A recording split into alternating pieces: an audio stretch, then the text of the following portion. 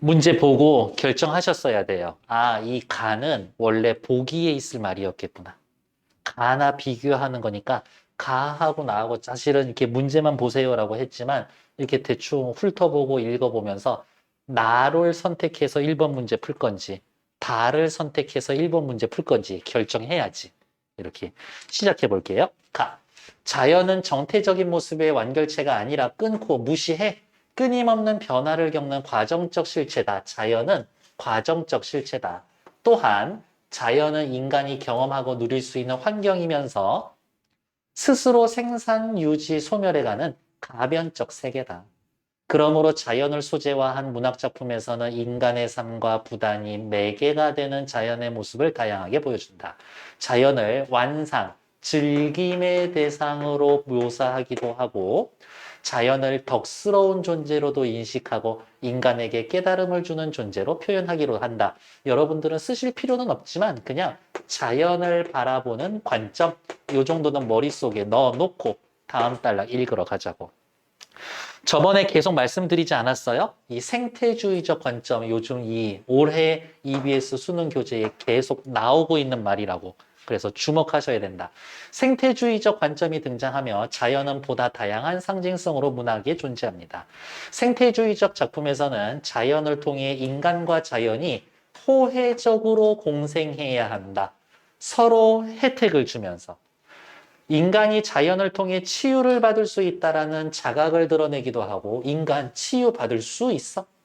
문명화된 공간의 모습, 훼손과 상실을 보여주는 일상의 장면을 표출해서 이러한 일상의 장면을 통해 인간 중심주의에 벗어나 자연의 순리를 따를 것으로 권하기도 합니다. 그래서 이러한 말하고 연결 지으면 동양 철학사랑에서 노장사상 있죠. 걔네들은 나올 때마다 주목해서 잘 보셔야 해요. 또한 상상적인 자연 친화보다는 끊어 자연을 모성과 연결지어 어머니, 대지, 고향으로서의 자연의 근원성과 포용력, 생명력에 주목하도록 이끌기도 합니다. 자연을 환경보호론이나 반문명론의 입장에서의 표현하는 것에 그치지 않고 끊고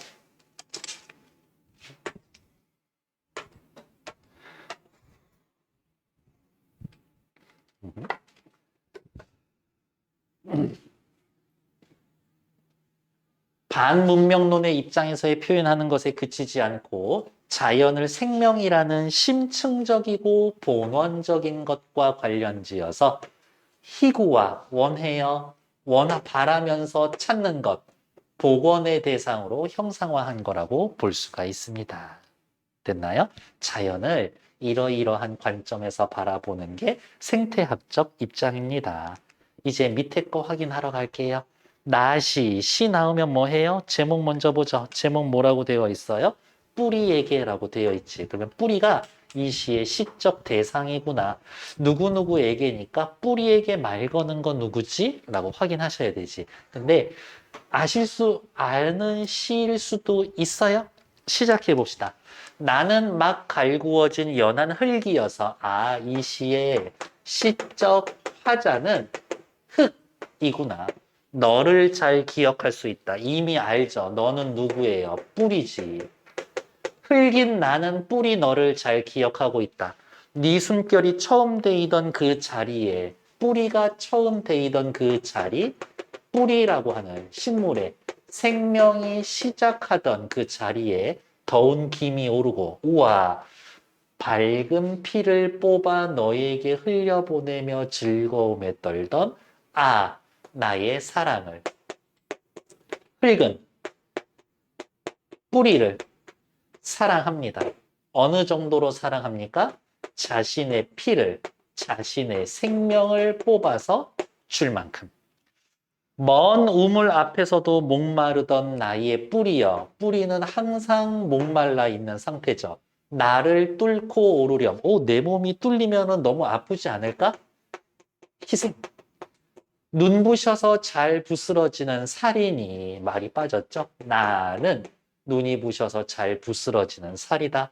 내 밝은 피에 즐겁게 발 적시며 뻗어나가려무나.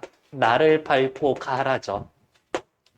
척추를 휘고 접고 더 넓게 뻗으면 그때마다 나는 착한 그릇이 되어 너를 감싸고 원래 나 뭐였었는데 흙이었는데 흙이 뭘로 변했어요? 착한 그릇이 될 거래.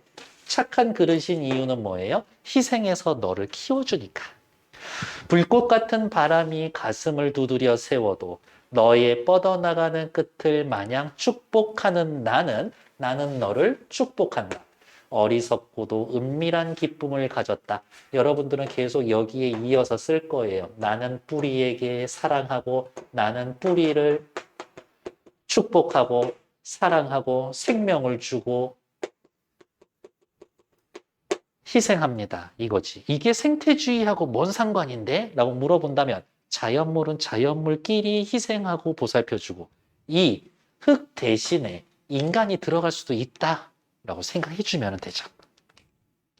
어리석고도 은밀한 기쁨을 가졌다. 왜 어리석을까? 자신은 파괴되니까. 왜 은밀해? 아무도 모르니까. 내가 타고 내려올수록 그렇죠. 단단해지는 나의 살을 보아라. 처음에 연약한 살이었는데 단단한 살로 내가 변해가고 있죠. 이제는 거무튀튀하기에 늙었으니 그렇죠. 연한 상태에서 단단해지고 늙어가고 있습니다. 슬픔만 한두릅 깨어있는 껍데기에 마지막 잔을 마셔다오. 나의 모든 것을 주겠다. 깊은 곳에서 네가 나의 뿌리였을 때 내 가슴에 끓어오르던 벌레들. 그러나 지금은 하나의 빈 그릇. 어머, 흙이 아까는 뭐였어요? 작은 그릇이었죠. 근데 이 그릇이 어떤 그릇이 되었어? 이제 빈 그릇이 되었지. 나 뿌리 너에게 모든 것을 내어주었다. 너의 뿌리 줄기 솟아 햇살에 반짝이면 나는 어느 산비탈 연한 흙으로 일구어질 것이다. 우와, 흙이 단단해지고 늙었지만 너가 반짝이면 나는 다시 연한 흙이 될 수가 있을 거야. 그래, 이게 바로 자연의 순환의 원리를 나타내고 있는 거지.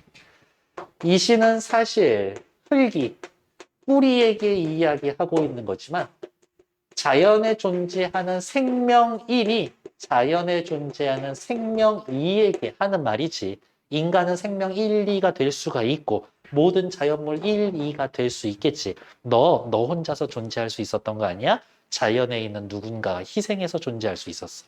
그 이야기인 거지. 됐나요? 옆에 이 문제의 광화문, 불꽃, 겨울나무라는 시 한번 볼게요. 요즘 광화문 그쪽에 막 광장으로 만드네 어쩌네 하면서 땅 파고 있는데 거기서 유물 엄청 나오고 있다고 그러던데 괜찮나? 작년엔가 나주에 한번 여행 갔는데 건물들이 다 쪼만하고 고만고만해. 이렇게 그리고 막 식당에서 막 밥을 먹고 있는데 물어보지도 않았는데 식당 아저씨가 여기 건물들이 왜 다 낮은 줄 알아요? 왜요?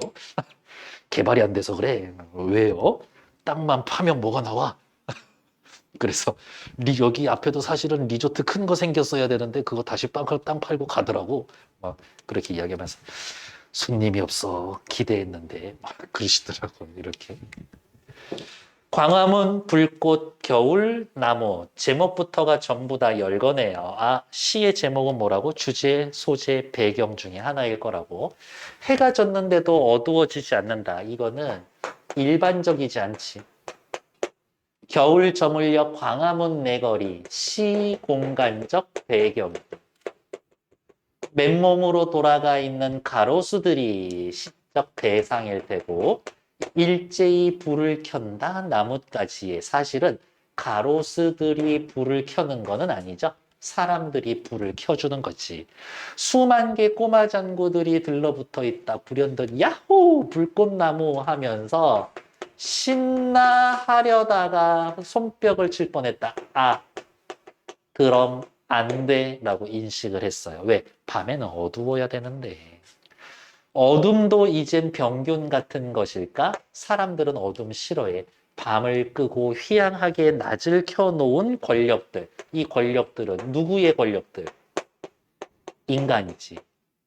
내륙 한가운데 서 있는 해군 장군의 동상이라는 상황 자체가 굉장히 아이러니하지 않나?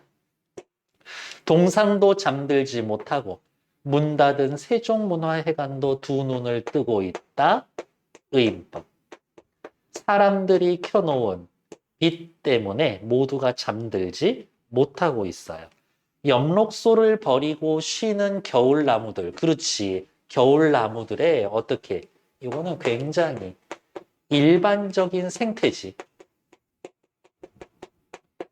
그런데 한밤중에 이상한 광합성을 하고 있다. 이상한 광합성 뭐 때문에? 수만 개의 꼬마 전구 때문에. 광화문은 광화문, 빛이 된 문. 뿌리로 내려가 있던 겨울나무들이 저녁마다 황급히 올라오고 있어. 이거는 어떻게 자연스럽지 않은 상태인 거지. 자야 되는데. 겨울을 교란당하고 있는 것이다. 밤에도 잠들지 못하는 사람들, 광화문, 겨울나무, 불꽃나무들. 사람들도 잠 못 들지 못하고 있고 겨울나무도 잠 못 들지 못하고 있고 인간에 의한 밤을 밝히는 행위가 결국엔 누구? 사람에게도 손해고 생명체에게도 손해, 피해를 주고 있습니다. 이 얘기죠. 1번에 1번, 밝은 피를 뽑아 너에게 흘려보낸다. 흙이 베풀고 있다. 무조건 베푸는 건 엄마지. 자연을 어머니의 모성과 관련지었다. 맞죠? 2번, 먼 우물 안에서도 목마르던 흙 아닐걸요? 나의 이연 볼게요. 먼 우물 앞에서도 목마르던 나의 뿌리여지. 그러니까 2번 틀린 얘기야. 고통과 상상을 그려냈다. 문명에 의해 생명력을 잃어간다. 나시에서는 생명력을 잃어나가는 것은 없어요. 잃는데요, 흙이 아니요, 다시 살아나잖아요. 그래서 2번 탈락. 착한 그릇이 되어 너를 감싸고 뿌리를 감싸는 흙의 모습을 그려내었다. 오케이. 자연은 포용해준다. 그렇죠. 지금은 하나의 빈 그릇, 흙의 변화를 그려내었다. 정태적이지 않고 자꾸 변한다. 정태적, 고정되어 있지 않고 자꾸 변하는 자연의 모습. 맞죠? 5번. 너의 푸른 줄기 햇살에 반짝이면 흙의 희생의 결과를 그려냅니다. 그렇지. 흙이 단단해지고 거무튀튀해져야 되잖아요.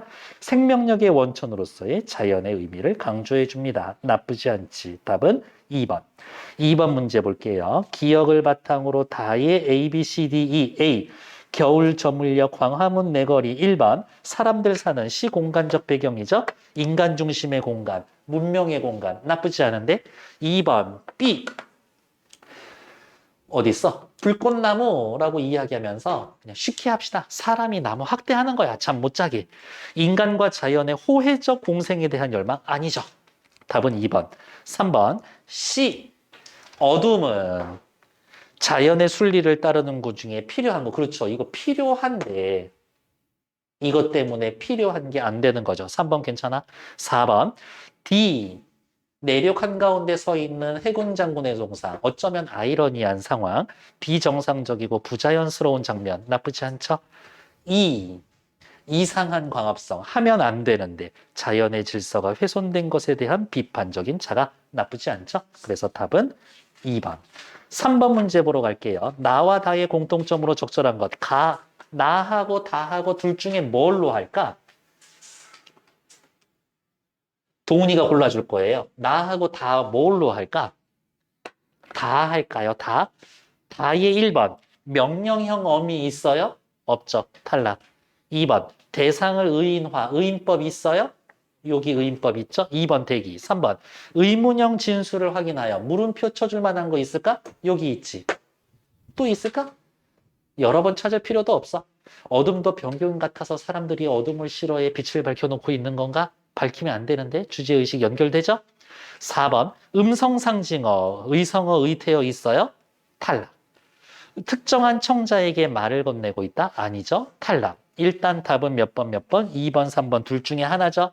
나로 찾아야겠지. 나의 의인법 있어요? 있지. 흙이 뿌리한테 말 걸고 있잖아요. 정답 3번의 답은 2번. 4번 보러 갈게요. 니은. 어리석고 은밀한 기쁨. 누구 거? 흙 거, 흙. 왜? 기쁘지. 왜? 너에게 생명을 주니까. 만족해. 디귿 어디 있어요? 디귿.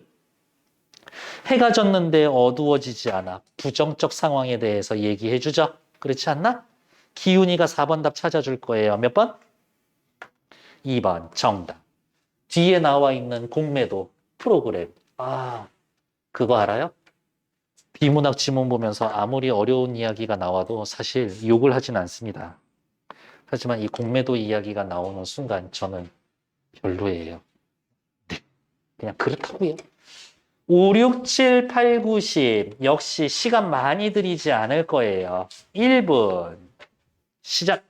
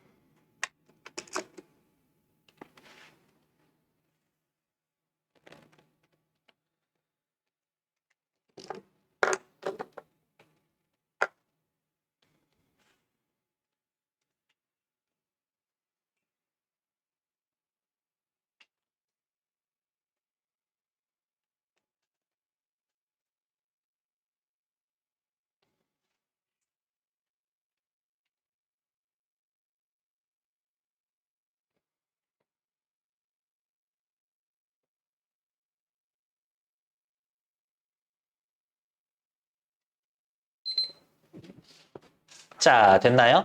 1분이라는 시간이 너무 길면 10번 문제도 슬쩍 풀어놓으셔도 나쁘지 않지. 자, 시작할게요.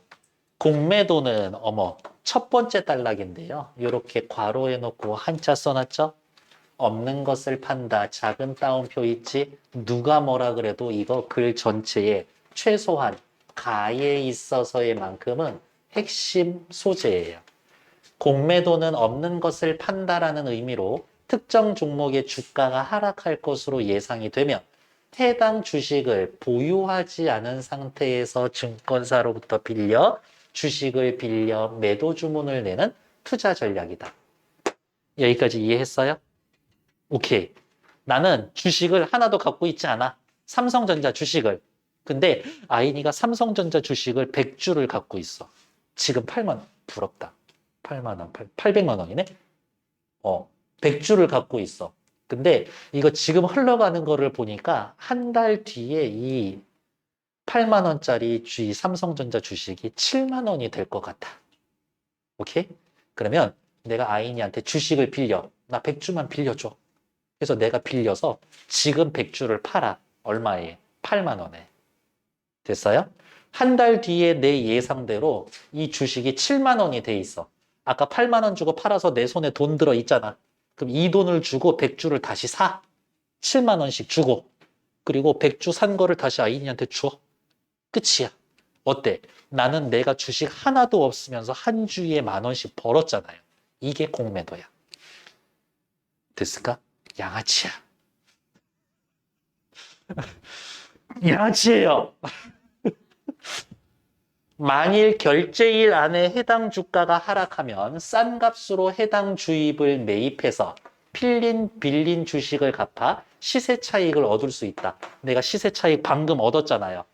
가령 A사 주식을 15,000원에 빌려서 팔고 12,000원일 때 다시 사. 그리고 빌린 거 다시 돌려줘. 그러면 나한테 3,000원 떨어졌지. 그러나 주가가 하락할 경우에는 수익을 얻지만 예상과 달리 주가가 상승해 난리 났어. 8만 원짜리 100개 빌려서 8만 원에 팔았는데 이게 9만 원이 됐어. 오늘 갚을 날짜야. 그럼 어떻게 해야 돼? 9만 원 주고 사서 줘야 돼. 그러면 손해보잖아요. 예상과는 달리 주가가 상승하면 큰 손실을 볼 수가 있다.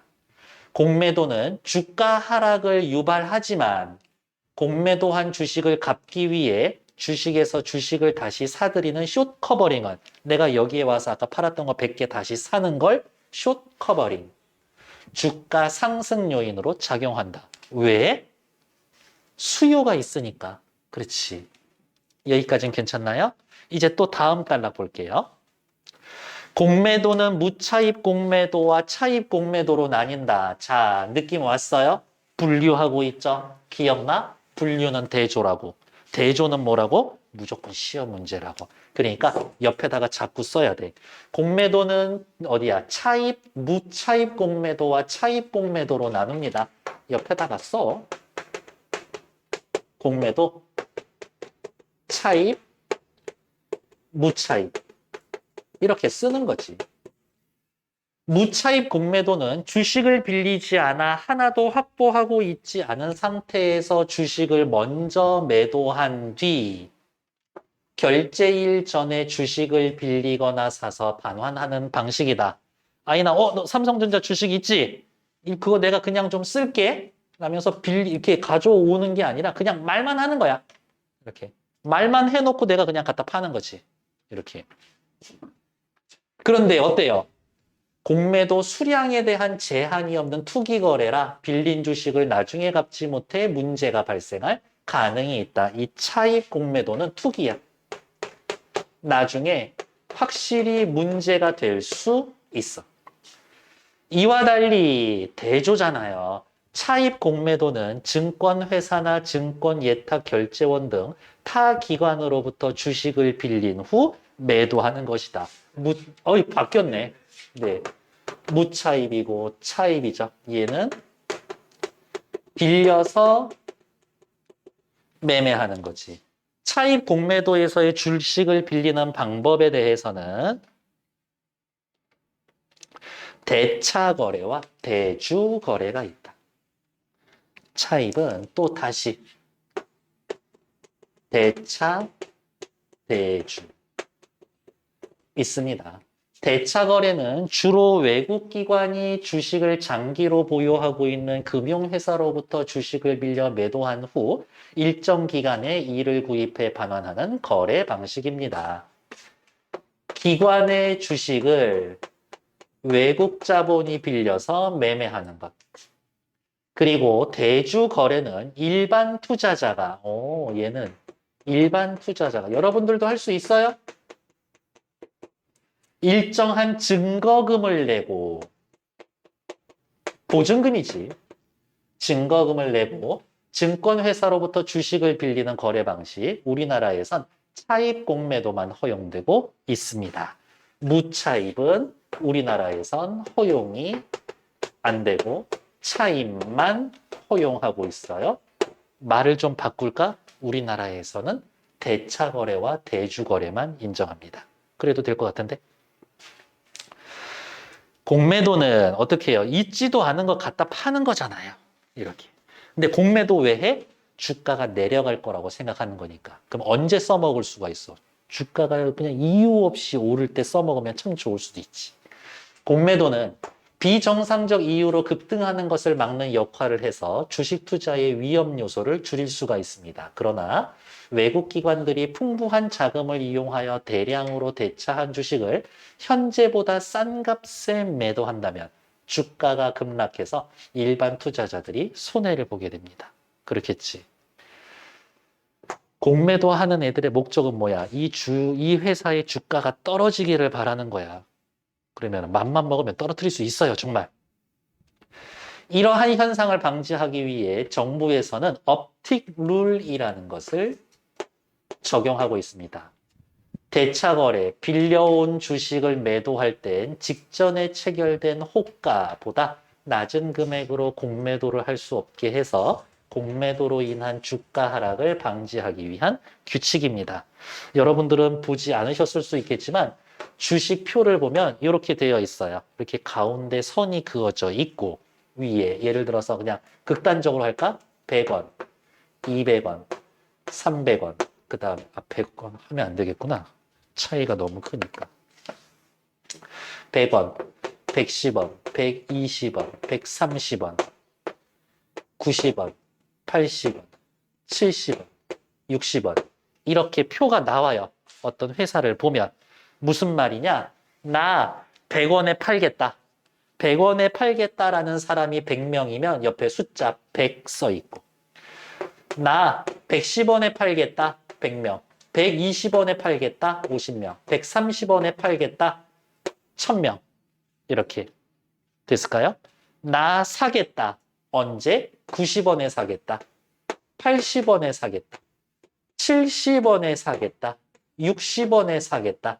이렇게 사람들 숫자가 쓰여져 있더라고요. 괜찮나요? 이 상황에서는 어떻게 90원에 체결이 돼요. 이렇게. 됐을까? 90원, 100원 요 사이에서 왔다 갔다 하면서 체결이 된다고. 근데 딱 100원에 체결이 됐어. 무슨 말이야? 90원에 살 거예요 라고 했던 사람이 이게 계속 올라갈 것 같으니까 에라이 모르겠다. 난 100원에 살겠다라고 걸어. 그러면 100원에 팔겠다는 사람이 있잖아. 100원에 사는 사람도 있고 그러면 100원에 거래가 되는 거야. 여기까지는 괜찮아요? 여기 위에는 빨간색으로 쓰여져 있고 파란색으로 쓰여져 있을 거예요. 이렇게. 자, 그래서 이 업틱룰이라는 건 지금 딱 100원에 거래가 됐어. 그러면 이제 공매도 빌려와서 팔 거지. 얼마에 팔아야 돼? 110원에 팔아야 돼. 100원 밑으로는 못 팔아. 이렇게. 주가 하락을 방지하기 위한 규칙입니다. 이거 왜 하냐고요? 이 업틱룰이 없다고 쳐볼까? 100원에 거래가 됐어. 지금. 그랬는데 이 회사의 주식을 한 2만 주 빌렸어. 2만 주 빌려서 어떻게? 어디에다가 걸까? 여기에다가 걸어. 여기에다가 걸어. 2만. 아까 52였는데 60원에 사겠다라는 사람이 2만 개가 나타났어. 그러면 이 표를 보고 있는 사람들 무슨 생각할까? 이거 여기까지 떨어질 건가 보다라고 생각하겠지. 그렇지 않을까? 그러니까 100원에 팔래요라고 했던 사람이 아 몰라 나 70원에 팔래 이렇게 훅 내려온다. 이 상황. 그러니까 저기 밑으로는 못 걸게 하는 거야. 어허. 주가가 현재보다 하락하려면 현재 주가보다 낮은 호가에서 체결이 돼야 되는데 업틱룰은 그것을 금지했기 때문에 이론적으로는 공매도가 주가의 하락을 할 수 없게 하지만 할 수 있어요. 네. 그 방법을 나에서 설명해 줄 거예요. 프로그램 매도라고 해서. 괜찮을까? 네. 나 달라 보러 갈게요.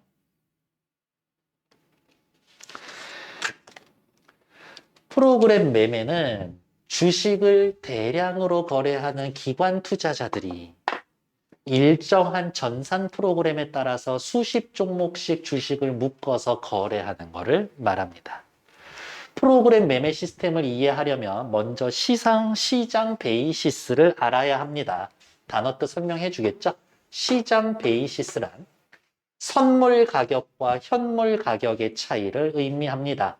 선물 가격이란 미리 정해진 시점에 주식을 팔기로 한 가격을 의미하고 현물 가격은 현재 주식의 가격으로 코스피 200 지수로 계산이 됩니다. 그냥 참고사항으로 코스피 200이라는 건 우리나라 코스피, 코스닥 두 개로 나눠져 있는데 코스피 올라가 있는 종목들이 그냥 큰 종목이야. 중요한 종목이야. 그런데 종목이 뭐 몇천 개가 되는데 중요한 애가 있고 중요하지 않은 애들이 있을 거잖아요. 그러니까 뭐 업종별로 뭐 서비스, 뭐 교통 관련된 회사, 뭐 음식에 관련된 회사에서 대표적인 회사 200개만 모아서 걔네들 주가로만 계산된 수치야. 만일 선물 가격이 256.55원이고 코스피 지수가 256.50이면 무슨 말이야? 지금 256.50에 팔리는 건데 여기 앞으로 이렇게 쓸 거거든요. 현, 그 다음에 선. 선물이 256.55. 현물이 256.50. 현물이 요거보단 조금 낮은 상태인 거지. 이렇게 되면 베이시스는 요거의 차이 0.05다. 그냥 그렇게 이야기를 한대요.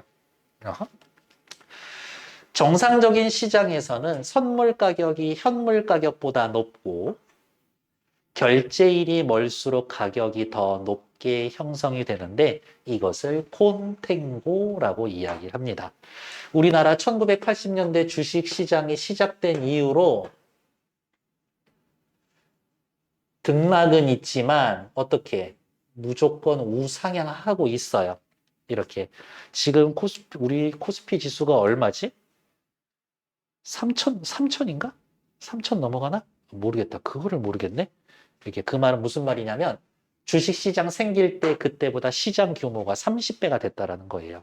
그러니까 이게 등락은 해도 결국에 10년, 20년 잡으면 무조건 올라가게 돼 있다고. 그러니까 선물 가격이 당연히 높지. 이렇게. 그것을 콘탱고라고 합니다. 선물의 만기가 현물 상품보다 늦게 발생하기 때문에 그 기간 동안 투자 금액에 대한 이자 비용 등이 반영된 결과입니다.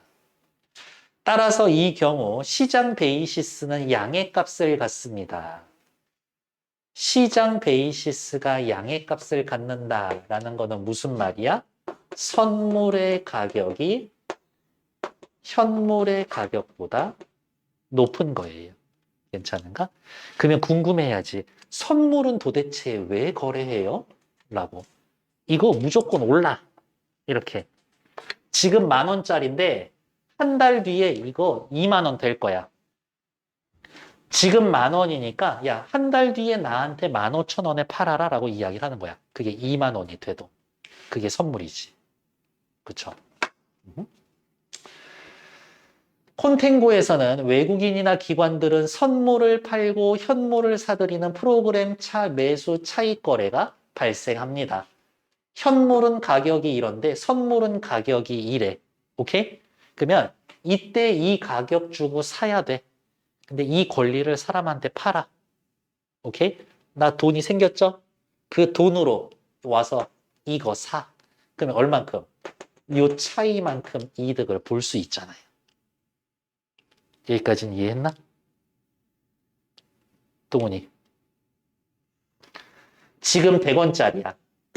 한 달 뒤에 200원에 사기로 했어. 이렇게.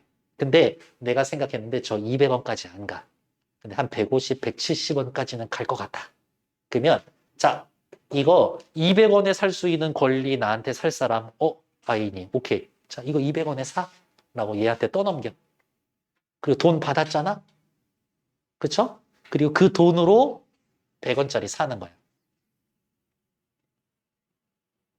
괜찮아요? 그 얘기를 하는 거예요. 어디가 있어? 가령 코스피가 200이 250인데 선물 가격이 251이야. 251, 200이야. 그러면 어떻게 해? 251짜리를 팔고 그 돈으로 200짜리를 사는 거지. 됐어요? 그러면은 200짜리 사는 순간 어떻게 1.0의 수익을 얻을 수 있다고. 대개 주가가 상승할 거로 예상되는 경우에 콘탱고 현상이 발생하게 된다. 됐나요? 자, 그러면 이제 또 뭐 거꾸로도 생각해 줘야 되지 않을까? 그렇게? 비정상적인 시장에서는 오히려 공급 부족 등 시장의 불균형에 의해 현물 가격이 선물 가격보다 높은 현상이 발생하기도 합니다. 현물 가격, 선물 가격. 현물 가격이 여기인데 선물 가격이 여기에 들어가 있어. 자, 그러면 이제 여러분들이 해야 할 일은 뭐야? 현물 팔고 선물 사와야지. 그렇지 않겠어요? 이 경우를 백워데이션이라고 합니다. 이 경우 시장 베이시스는 음의 값을 갖게 됩니다.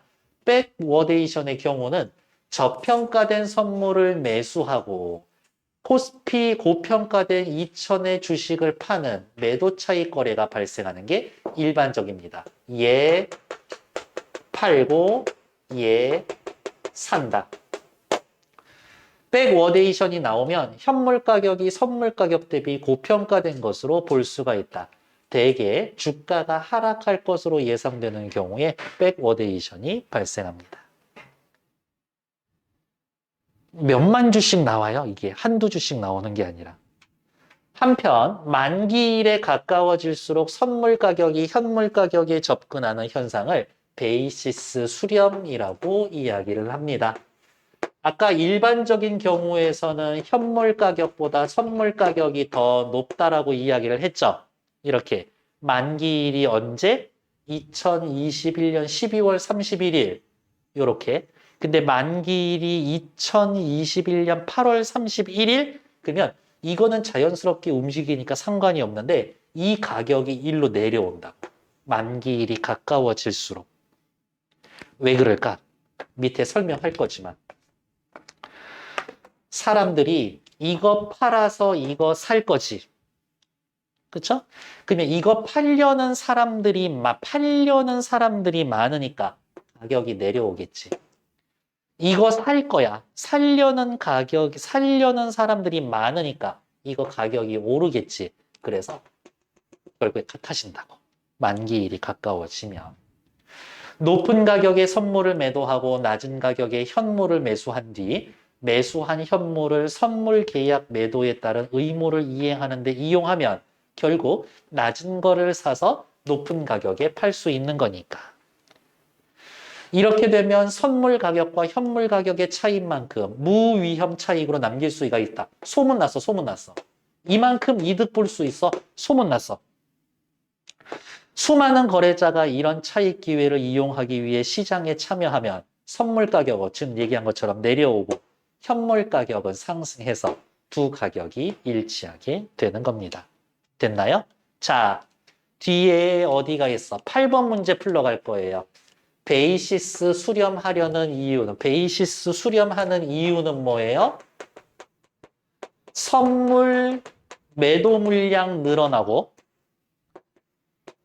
현물 매수 물량도 둘 다 늘어나니까. 8번에 답 몇 번? 3번. 현물에 대한 매수와 선물에 대한 매도 물량이 모두 늘어나니까. 괜찮나요? 오케이. 됐을까? 자, 5번 문제 풀러갈게요. 가와 나에 대한 설명으로 가장 적절한 것은 뭐예요? 가에서는 공매도 설명하고 공매도를 분류해서 밑에 무슨 매도, 무슨 거래 얘기해줬죠? 나는요, 프로그램 매매에 대해서 설명해 줄게. 프로그램 매매는 어쩌고 상황 나눠서 설명해 주고 있죠? 5번의 답은 몇 번? 2번. 6번에 1번. 우리나라에서의 허용하고 있는 공매도는 뭐예요? 차입 공매도죠. 차입 공매도라는 말 대신에 1번 대차 거래와 대주 거래다. 6번에 1번 맞는 얘기지. 2번 대규모 공매도로 인해서 주가가 급락하면 개인 투자자는 손해볼 수가 있어요. 그래서 그거 못하게 하려고 뭐 업팅 룰이 있는 거 아닌가? 2번 맞고.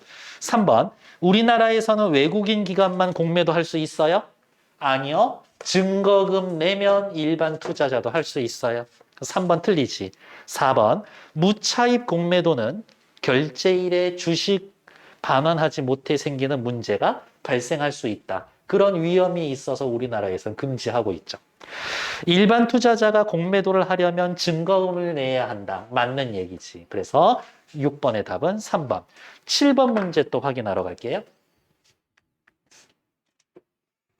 7번 문제가 요 지문의 하이라이트지.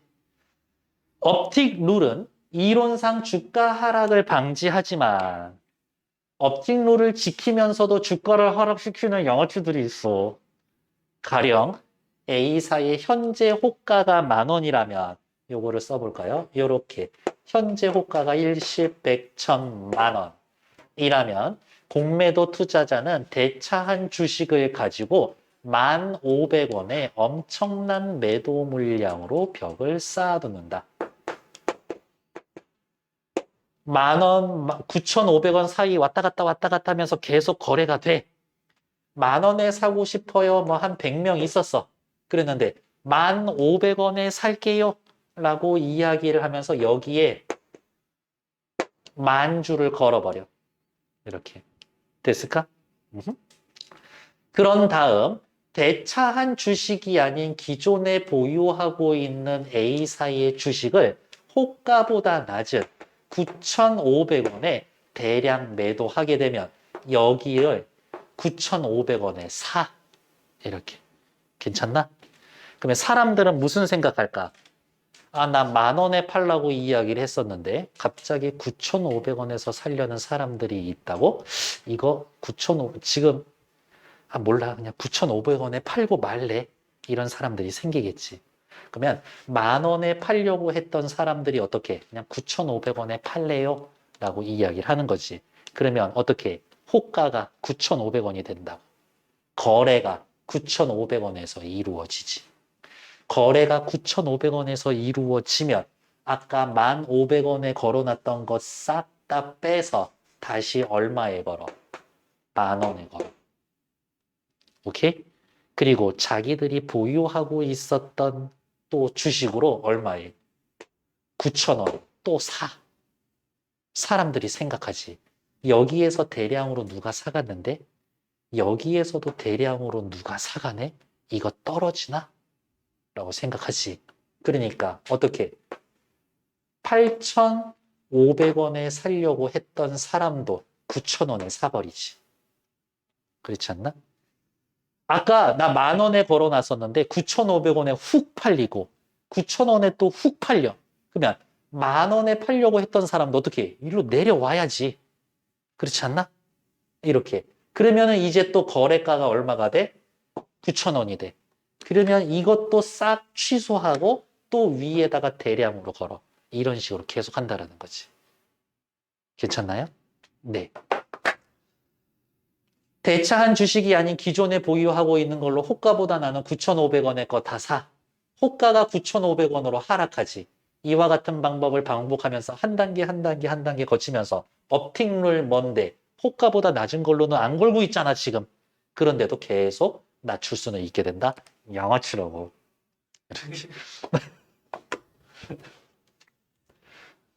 괜찮아요. 제가 투자하고 있는 회사의 회장님이 공매도에게 지옥 맛을 보여주겠다라고 해놨는데 그게 언제가 될지 모르겠네요. 공매도는 언제 이익이다? 주가가 하락할 때. 이렇게. 정말 지옥을 맛보게 해주고 싶습니다. 자, 1번 볼게요. 공매도 투자자가 대차한 A사의 주식을 1,500원에 매도했어. 지금 호가가 10,000원이니까 그것보다 낮지만 않으면 되잖아. 그러니까 1,500원. 위배되는 거는 아니죠. 괜찮죠? 2번, 공매 투자자가 대차한 A사의 주식을 1,500원에 엄청난 매도 물량을 쌓아놓음으로써 호가가 10,000원 이상으로 올라가지 못하게 하겠군. 10,000원으로 아까 걸어놨었는데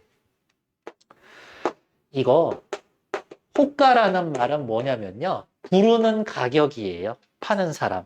지금 10,000원에 팔리고 있어? 1,500원에 만주 걸어놨어. 난 상관이 없어. 나 15,000원에 팔 거야. 호가는 부를 수 있어. 이렇게.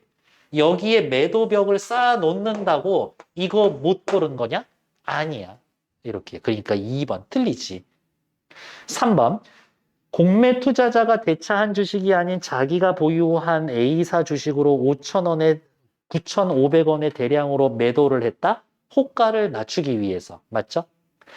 공매 투자자가 호가가 9,500원으로 하면은 아까 1,500원에 걸어놨던 거 싹 다 빼서 다시 10,000원에 또 걸겠지. 4번 맞죠? 공매 투자자 호가가 9,500원으로 하락을 하면 다시 9,000원으로 매도를 해서 단계적으로 하락시킬 거야. 괜찮죠? 그래서 답은 2번. 8번 문제 확인했고요. 9번 문제 또 확인하러 갈게요.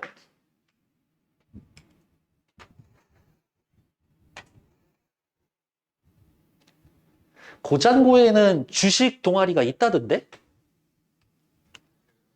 예. 어. 아, 증권 계좌 트면 모의 화폐 줘요. 그걸로 해봐도 돼. 이렇게. 반드시 그걸로 해보고 해요. 응? X는 증권사로부터 A 종목의 주식을 1개월 기한으로 갚기로 하고 10만 주 빌렸다. 지금 X 뭐 하고 있어? 공매도 하고 있어. A의 주식을 1,000원 사이에서 대량으로 매도를 하자 A 종목의 주가가 갑자기 800원까지 떨어졌습니다. 괜찮나요? 아마 1,000원, 한 900원 요 정도 있었던 것 같아요. 이렇게 막 올라갈 것 같다라고 해가지고 사람들이 걸어놨겠지. 1,000원에도 걸고 1,100원에도 걸고 1,200에도 걸고 1,300에도 걸고 1,100원에 팔겠다는 사람 이만큼 1,200원에 팔겠다. 1,300원에 팔겠다. 이렇게 이야기를 했었는데 갑자기 여기에서 이만큼 팔아버려. 요 위에 있는 사람들은 어떻게 쫄리겠지. 1,000원에 저렇게 많이 팔리는데 1,100원, 1,200원, 1,300원 안 팔릴 것 같은데 그러니까 급한 마음에 판다고. 얼마에? 1,000원에 파는 게 아니라 얘보다 빨리 팔려고 900원에 판다고. 800원에 파는 사람도 나오고. 그래서 800원까지 떨어졌습니다. Y는 프로그램 매매를 통해 차익 거래를 합니다. 현재 선물 가격이 425.20, 코스피 지수가 205입니다. 그러면 현물, 선물 425, 425.20. 자, 그럼 우리는 뭐 해야 돼? 내가 프로그램 매도를 한다? 이거 팔고 이거 사와야지. 그쵸? 자, 1번. X는 A의 종목이 800원에 다시 매입을 해서 증권사에 반환하면 차익을 실현할 수 있다. 그렇지 않겠어요? 네. 1,000원짜리 빌려와서 800원짜리로 사서 개수만 맞춰주면 되니까 200원 앉은 자리에서 벌었지. X는 만기가 가까운 시점에서는 어떻게 내가 빌린 거 사다가 갚아줘야 되잖아. 사다가 갚아요. 숏 커버링 하는 과정. 근데 어쨌든 숏 커버링이라는 이야기는 뭐예요? 매수한다라는 이야기지. 누가 대량으로 매수해 나가는데 가격을 좀 올려볼까? 이렇게 해서 가격이 상승할 수 있겠지. Y는 선물을 매수하고 현물을 매도하는 프로그램 매수 차익 거래를 통해 이윤을 남기고 있다. 그렇지. 건당 얼마? 0.2C 이윤 남길 수 있을 것 같은데? 4번. Y는 시장 베이스 값이 양이므로 그렇죠. 선물이 높으면 시장 베이시스는 양이지. 이렇게. 이제 뭐 해야 돼? 주가가 앞으로 상승할 것을 기대할 것이다. 잠깐만. 답 3번이죠. 큰일 났네. 선물, Y는 선물을 매도하고 현물을 매수해야지. 이렇게. 3번이 틀리죠. 여기만 맞네. Y는 시장 베이시스가 양이니까 주가가 앞으로 상승할 거라고 기대하겠지. 그렇죠? 왜? 이거 팔고 이거 샀어. 그러면 이게 사서 내가 주식 가지고 있잖아. 이게 오르면 이익이니까 주식 올라라라고 하고 있겠지. Y는 프로그램 매매를 통해 선물과 현물 차이만큼 0.2만큼 이익을 볼 수 있을 것이다. 맞는 얘기죠. 그래서 9번에 틀린 답은 3번. 10번에 틀린 거 답 몇 번이에요? 1번. 그럼 뭐라고 붙일까? 보유하지 않았다. 보태지 않았다? 그쵸, 뭐 가지고 있다. 소유하고 있지 않다. 이 정도 되겠죠. 뒷페이지. 지금 몇 시예요? 46분요? 겁나 애매한데? 이렇게 끝내고 싶지 않은데? 이렇게.